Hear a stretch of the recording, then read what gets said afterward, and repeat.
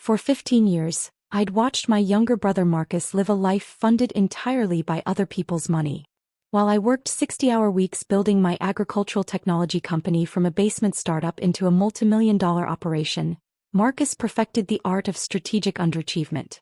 At 32, he'd never held a job longer than 6 months, never paid his own rent, and never questioned why money appeared in his account every month like clockwork. The family narrative was always the same. Marcus was finding himself, exploring his creative potential, or going through a difficult phase. Meanwhile, I was the boring older brother who had gotten lucky in business and should be grateful for the chance to support the family's more artistic member. What Marcus didn't know was that his monthly allowance didn't come from our parents' retirement savings as he believed. It came from a trust fund I had established years ago, designed to provide family support without the constant drama of direct financial requests. $3,000 transferred automatically to his account each month, funded by dividends from my company's investment portfolio. I created the system after watching our parents stress themselves into health problems trying to support Marcus' endless financial crises. Rather than let them drain their retirement savings, I quietly constructed what looked like a family trust fund managed by their financial advisor. In reality, I was the sole funding source, contributing $50,000 annually to keep Marcus afloat and our parents' finances intact. The arrangement worked perfectly for years.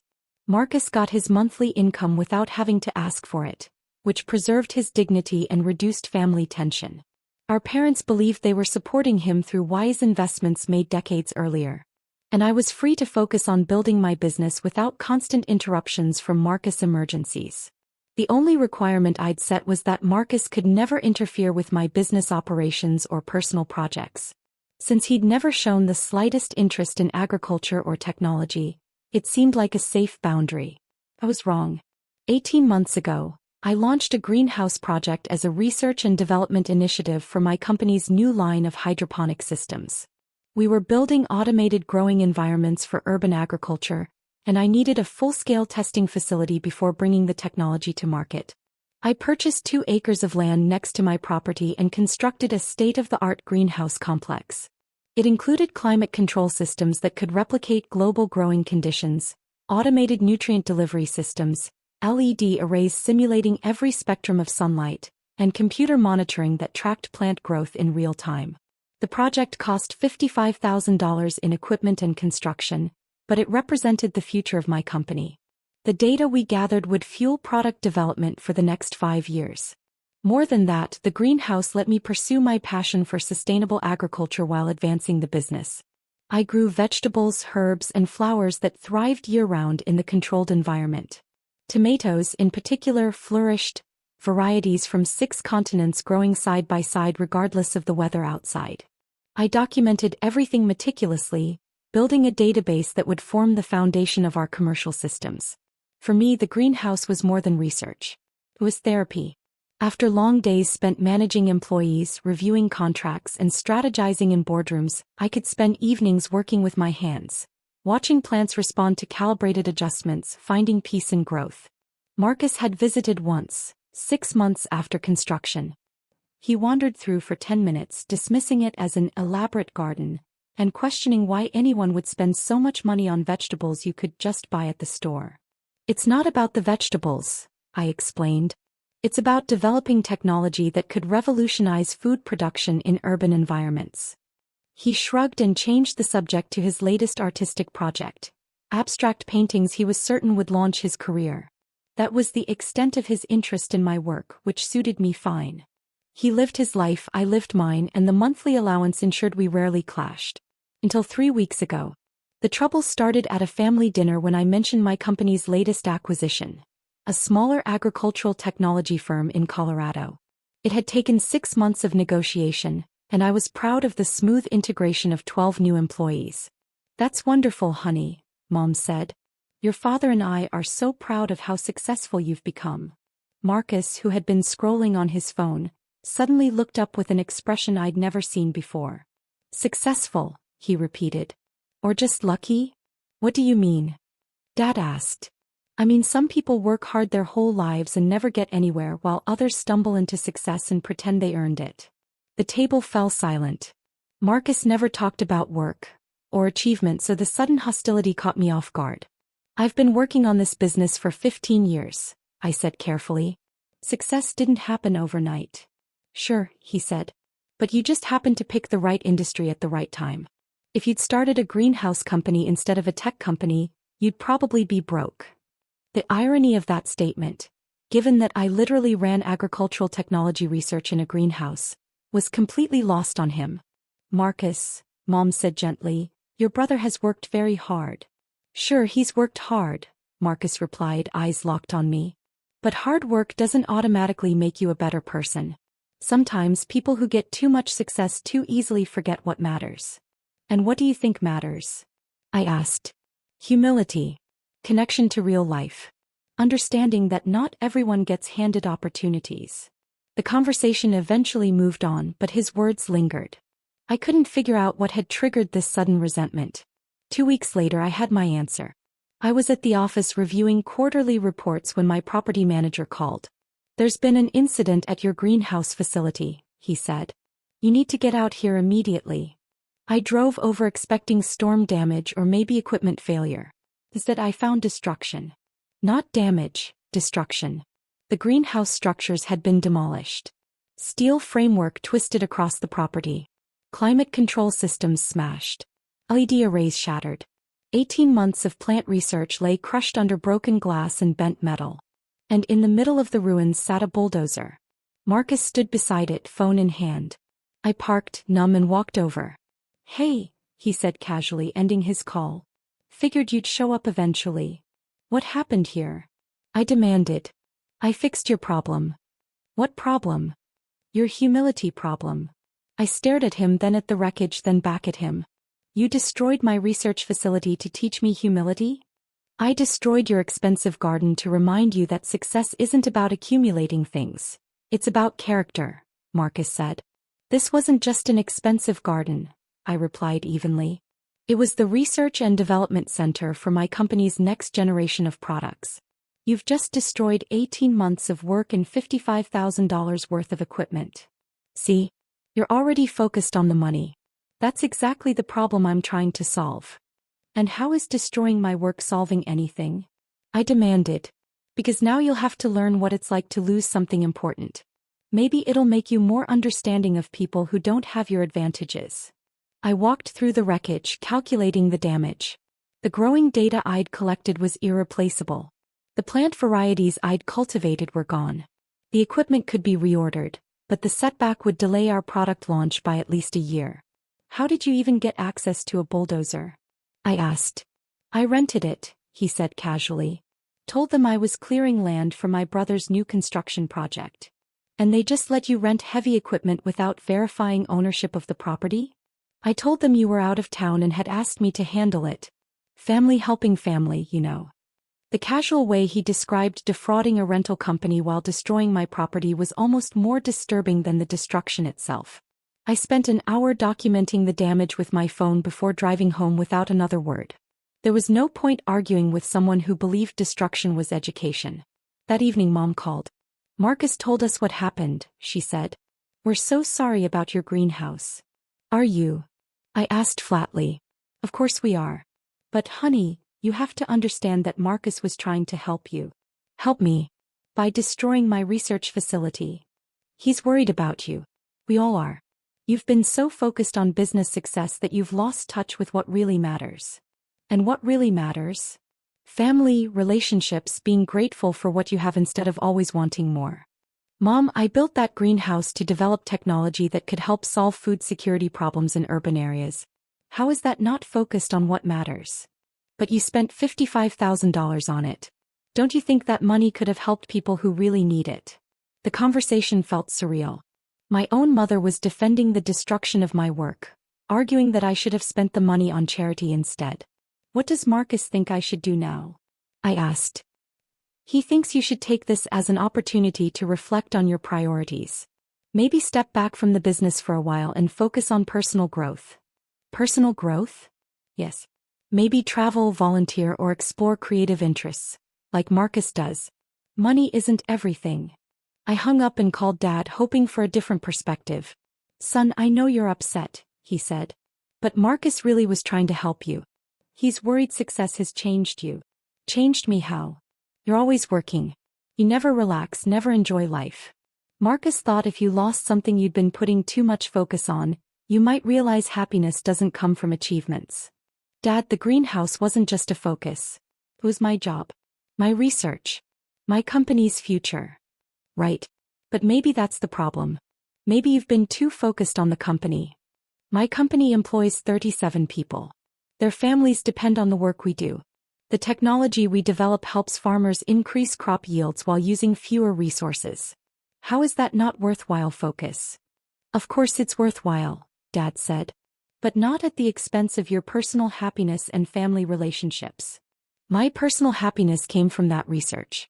And my family relationships were fine, until Marcus destroyed my work. Dad sighed. Look, what's done is done. The question is what you're going to do about it. You could call the police and press charges against your own brother. Or you could see this as a chance to repair your relationship with him.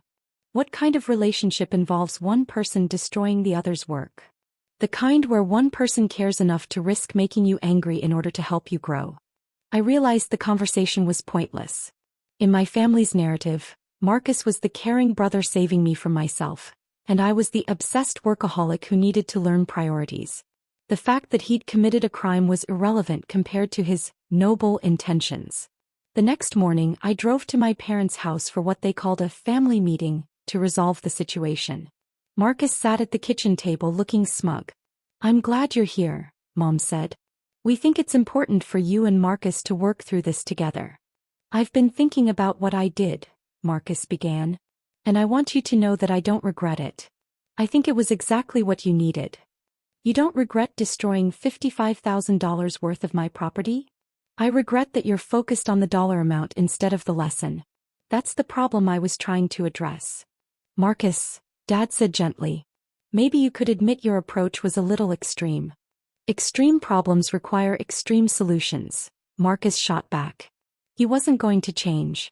I looked around the table. Mom nodded sympathetically at Marcus. Dad tried to mediate. Marcus radiated self-righteousness. What do you want me to say? I asked. I want you to admit you've been too focused on money and success, and that you're grateful someone cared enough to help you see it. I thought of the destroyed greenhouse, the lost research, the delayed product launch, the smaller bonuses my employees would now receive. I thought of the food security challenges we were trying to solve. And I thought of Marcus' monthly allowance, the trust fund I had established, the $50,000 a year I contributed to keep him afloat. You're right, I said. Marcus smiled triumphantly. I have been too focused on money and success, I continued. You've taught me an important lesson about what really matters. I'm so glad you can see that, Mom said, relief in her voice. I think I should simplify my life, I added. Focus on relationships instead of business achievements. That's exactly what I was hoping you'd realize, Marcus said. In fact, I said, I think I should eliminate all the unnecessary financial complications from my life, so I can focus on what's truly important. Dad nodded approvingly. That sounds like a healthy approach. I shook Marcus' hand. Thank you for teaching me about humility and priorities. He beamed. I knew you'd understand eventually. That afternoon I made 3 phone calls. The first was to my financial advisor. I need you to dissolve the Marcus Henderson Trust Fund immediately. Terminate all distributions and close the account. Are you sure? It's been running smoothly for years. I'm sure. If he asks, tell him the trust has been exhausted. All funds have been distributed. The second call was to my insurance company. The greenhouse destruction was covered under my policy, minus a $5,000 deductible. The payout, $50,000. Exactly what I'd been contributing annually to Marcus' allowance. The third call was to my equipment suppliers. I ordered replacement greenhouse structures, upgraded climate systems, and improved LED arrays. The new facility would be stronger, smarter, and better secured. By evening, I had eliminated what Marcus himself had taught me was an unhealthy focus: funding someone else's lifestyle. 3 days later, my phone rang. My allowance didn't come through, Marcus said bluntly. Your allowance? My monthly money. It's 3 days late. Have you talked to Mom and Dad about it? They said to call the financial advisor, but he's not returning my calls. That's strange, I said. Maybe there's been some kind of administrative delay. This is serious. I have rent due, a car payment, and I promised my girlfriend we'd go to that new restaurant downtown. I'm sure it'll get sorted out. Can you spot me some money until it gets fixed? I paused, remembering his old lectures on humility and priorities. I think you should take this as an opportunity to reflect on what really matters. What? Maybe this is a chance to step back from financial dependency and focus on personal growth. Are you serious right now? I think you should explore what it's like to earn your own money instead of relying on family support. It might teach you valuable lessons about the connection between work and reward. You're insane. I need that money. But remember what you taught me. Money isn't everything. This could be exactly the learning experience you need. He hung up. The next day Mom called. Marcus is very upset about his allowance situation, she said. The financial advisor says the trust fund has been exhausted. That's unfortunate, but we don't understand how that's possible. That money was supposed to last for years. Maybe Marcus has been spending more than you realized. Or maybe there's been some kind of error. Can you look into it? You understand financial things better than we do. I think Marcus should look into it himself. He's 32 years old. It's time he learned to manage his own financial affairs. But he doesn't know anything about trust funds or financial advisors. Then this is the perfect opportunity for him to learn. The calls continued for a week. Marcus was panicking about his rent. Mom was worried about his car payment. Dad wanted me to figure out what had happened to the trust fund money. I listened sympathetically and offered the same advice Marcus once gave me. Focus on what really matters. Be grateful for what you have. Don't get too attached to money. By the end of the second week, Marcus had moved back in with our parents. His girlfriend broke up with him when he couldn't afford their planned vacation. His art supplies were being repossessed by the store where he'd been buying them on credit. I don't understand how this happened, he told me over the phone. That money was always there. I planned my whole life around it. Maybe you should have planned your life around your own earning capacity instead of someone else's money. But I never needed to earn money before. I had the allowance, right? That money wasn't really yours. It was family support that could end at any time. It was my trust fund. Marcus, trust funds aren't guaranteed forever. Maybe this is your opportunity to discover what you're actually capable of when you have to support yourself. I don't know how to support myself. I've never had to. Then this will be a valuable learning experience. Stop using my own words against me. I'm not. I'm trying to help you see this as the opportunity for personal growth that it actually is. 3 weeks after the allowance stopped, Marcus got his first job in 5 years. It was part-time retail work at a sporting goods store, but it was employment. He complained constantly about the low wages, the demanding customers, and the requirement to show up on time every day. I don't understand how people live like this, he said. Working 40 hours a week just to pay rent and buy groceries. There's no time for anything else. Welcome to how most people live their entire adult lives. But it's soul-crushing. How do you find time for creative pursuits when you're exhausted from work? You prioritize. You work on your art in the evenings and weekends. You save money gradually to buy supplies. You appreciate what you have instead of focusing on what you want. That's exactly what I was trying to teach you. And now you get to experience the lesson yourself. 6 months later, Marcus had been promoted to assistant manager. He'd learned to budget his income, cook his own meals, and manage his time efficiently. His art had actually improved because he valued his limited creative time more. More importantly, he'd stopped lecturing me about humility and priorities. Meanwhile, the insurance payout funded my new greenhouse facility, which became operational within 4 months of the destruction. The rebuilt operation was more efficient than the original, and the setback accelerated our research by forcing us to redesign systems with better integration.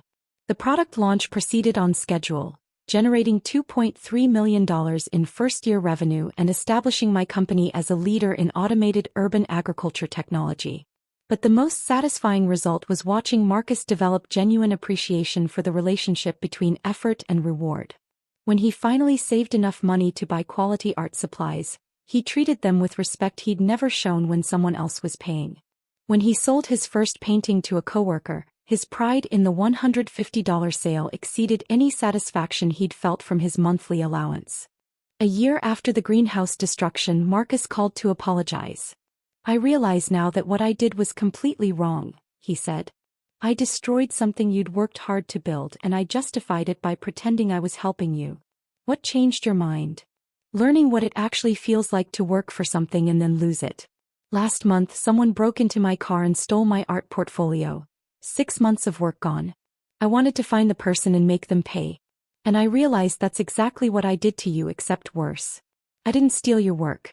I destroyed it, and I felt righteous about it. I appreciate the apology. I keep thinking about how calm you were when you found the greenhouse destroyed.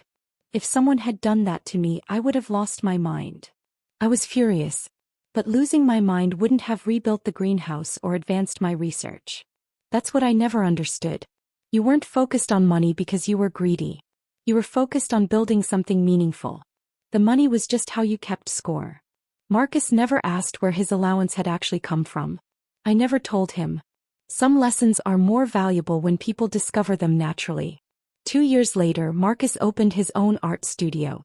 He funded it entirely with savings from his sporting goods job and proceeds from his painting sales. When he asked if I wanted to invest in the business, I agreed. But as a commercial transaction with clear terms and expectations, not as family charity disguised as a trust fund. The rebuilt greenhouse continues operating as the research center for my company's agricultural technology division. We've developed 3 new product lines based on the data collected there, and the facility has become a showcase for sustainable farming techniques. Sometimes I walk through the greenhouse in the evenings, adjusting nutrient levels and monitoring plant growth, remembering the satisfaction I felt in the original facility. The work is the same, but my appreciation for it has deepened. When something you've built gets destroyed and you rebuild it stronger, you never take it for granted again. Marcus' bulldozer lesson did teach me about humility, but not the kind he intended. It taught me the humility to recognize that enablement disguised as generosity doesn't help anyone. It taught me that protecting people from consequences prevents them from developing competence. Most importantly, it taught me that family support should build character, not replace it. The greenhouse destruction cost me $55,000 and 6 months of research time. But it saved me $3,000 per month indefinitely and gave my brother the opportunity to discover his own capabilities. In the end, it was the most expensive and most valuable lesson in family dynamics I've ever received. And Marcus never needed another lecture about humility again.